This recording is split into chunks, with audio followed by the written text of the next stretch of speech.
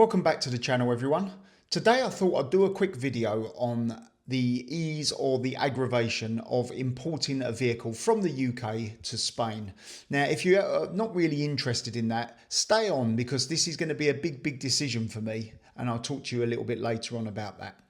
So I decided, when you look around in the Spanish sort of car auto trader, if you like, it's called Auto Scout, I think it's called. You look at the prices compared to the prices in the UK and other countries. Spanish cars seem to hold their value really well. Now, the reason for this, they don't really deteriorate out here. We don't have no salt on the road, so rust is very rare. Obviously, it's a warm climate. It's very rare you get any rain. And when you do, if your car's parked up in a garage, it's not really ever going to see rain. So cars seem to last a lot longer out here. Some of the cars are older than Spain themselves. They're really, they're still chugging along, and they obviously pass all the safety tests.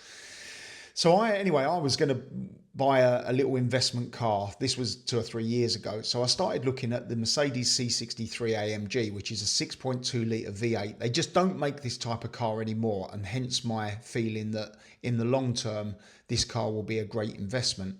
I don't use it very often, so mileage doesn't really come into it. Fuel economy is absolutely horrific, but it doesn't really come into it because it doesn't sort of get used very often. So it just really sits around at a friend's barn. It's got a car cover over it. It's on a trickle charger, and it's just one of those things that's going to be long term. I'll probably do about 800 to 1,000 miles a year in the car. So I brought this over from the UK. I purchased it and I drove it down to Portsmouth. I went on a ferry from Portsmouth to Santander. That ferry crossing takes about 36 hours. So you get 2 nights sleep in a nice cabin there. It's quite relaxing. Anyone that has never done it before, you sort of bob about left and right. It helps you sleep. And basically, I just pretty much lock myself in the cabin. I grab some food before I get on the ferry, grab some drinks, and I pretty much just watch some Netflix that I've downloaded, because internet connection is not very good in the middle of the sea. And I just generally use it for switching off and getting a little bit of extra sleep. Obviously, when you get to Spain, I've got a long drive from Santander, which is in the north of Spain, down to Murcia, which is at the very bottom, the very south of Spain. So I come across on the boat, 36 hours, then I had my 8-hour drive. And then you have the process that you start to do with getting the car from English plates over to Spanish plates. This has to be done within a set period of time, depending on when you arrived in Spain. I think it's 3 months for me. So I started the process straight away. And then it quite clearly became apparent quite early that the vehicle I'd imported had some modifications. It's got some carbon on there, which isn't standard. So it's got a carbon diffuser at the back. It's got carbon side skirts, carbon wind mirrors. The rear windows are blacked out. It's got sort of de-chromed badges on it. It's got a carbon front splitter. So it adds a few different bits. Anyway, as soon as it went for its ITV, which is the equivalent of the British MOT, it failed because it had all that stuff. They said to me, I'm not even going to put it through. They didn't even test it. They just said, we won't pass that. So it didn't actually get registered as a foul as such. I then had to get a homologation report done. Now, this was €2,000, and they basically come around and they measure it from the floor and take photographs of it, and all of the modifications are basically added to your official paperwork, your logbook, if you like. Then it can go to the ITV. When the ITV test centre type in your registration plate and you give them all the documents, they can see that the car is actually modified, and then they pass it. And it has passed 2 ITVs since then, so there's no problems with that. But it was quite expensive to do. So on top of the price that was quoted for me, I had to have my headlights adjusted. I then had to pay for this homologation report. And by the time it got to the stage where it was going on to Spanish plates, it cost almost double what I originally budgeted for. But like I say, it's a long-term investment. It pretty much just sits at the barn. I've got a friend that's got a barn, and he lets me kindly keep a couple of cars there. It's a secure barn. It's alarmed. I've got it under a cover on a trickle charger. There's obviously, I've got steering locks and everything on it, and I've got access to it. I've got a key to the barn, so I can go and pick it up as and when I want. I've got a key, the number for the alarm, so I can just pick it up as and when. But the car only does about 800 miles a year. It's so uneconomical that you wouldn't really want to do many miles, more miles than that anyway. So that was the first car I'd done. And then I decided to invest into a supercar.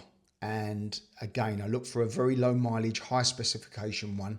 Now, I bought a McLaren. Most people that follow the channel will know this. I bought a McLaren I bought it in December last year, and it was kept in the UK until I went and collected it at the end of January this year. So I drove it over in February, come across on the ferry. This time, instead of going to Santander, I went to Bilbao. And then I drove it again, same thing, 36 hours. There's hardly any difference in distance between Santander and Bilbao from where I live. So then I drove it in one day straight down from the north of Spain to the south of Spain. Lovely drive, a little bit shaken and, let's say, stirred by the time I got to my home, because the McLaren is, predominantly a track car, a racing car, and it's not the most comfortable thing in the world to do. But anyway, I only had to do it once. So then I started the process of trying to register that. Now, obviously, the fees for that were a lot more, and I did pay them. And I will tell you what the fees are in a minute, because I originally was quoted, I think it was about 11,000 euros to bring the car over with the taxes that needed to be paid because of where it was registered prior to it. That was the cost of it. It's taken the authorities 9 months so far, and I've just this weekend received a notification that the only way they're going to register it is if they do it on the market value here. And the market value here is vastly more than the market value in the UK. So now they're trying to hit me with a further just under 12,000 euros on top. So now I'm at crunch time. Do I get my 10,000 euros back that I've already paid in taxes and sell the car and release the money from the car? Bearing in mind, I've just paid for a 2-year warranty, extended warranty, which was almost £7,000. I've also got the aggravation of whenever I want to get the car serviced, there's only one McLaren dealership in Spain, and that is in Barcelona, which is some 7.5-hour drive from me. Otherwise, I've got to get a trailer, get the big car that Sophie's got registered with a tow bar, and then we have to drive it up there, stay up there for a few days while they service it, and then bring it back on the trailer again, or I can pay a transport company to take it up there.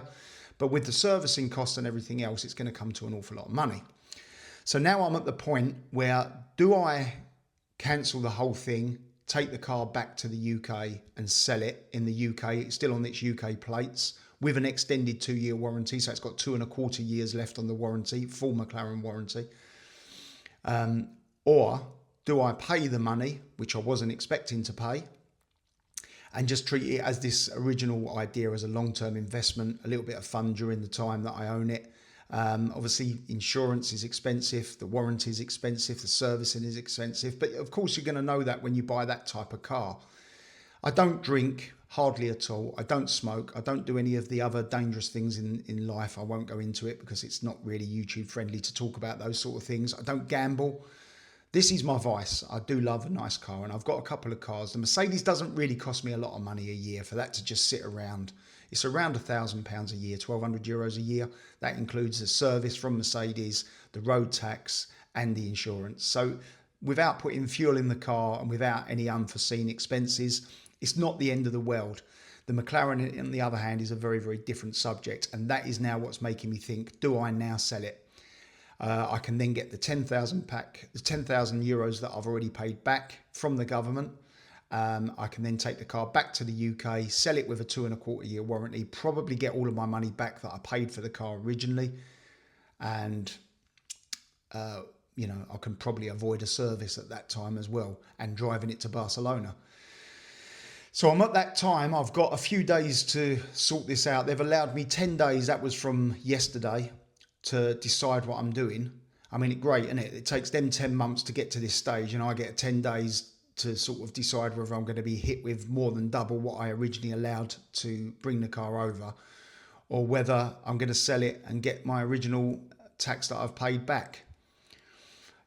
Let me know in your comments what you would do, because I am really 50-50 with this. It's not even 49-51. It is really 50-50. So do I sell it, recover my money, invest the money somewhere else, maybe into a couple of small properties out in Spain, and earn money that way? Or do I keep it and spend the same money I would earn on keeping the car?